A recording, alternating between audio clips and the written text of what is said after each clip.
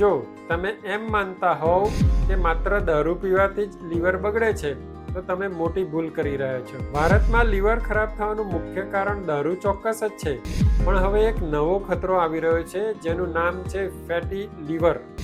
આપણી બેઠાડુ જીવનશૈલી અને વધુ પડતી ખાંડ લીવરમાં ચરબી જમા કરે છે. તેને NAFLD એટલે કે non alcoholic fatty liver disease કહેવાય છે. જો આ ચરબી સમયસર ઘટાડવામાં ન આવે તો તે લીવરમાં સોજો, ફાઇબ્રોસિસ, સિરોસિસ અને કેન્સર લાવી શકે છે.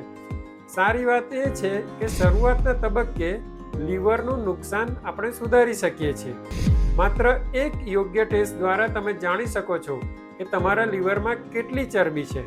તમારી ખાંડ અને તેલ પર કાપ મૂકો અને કસરત શરૂ કરો.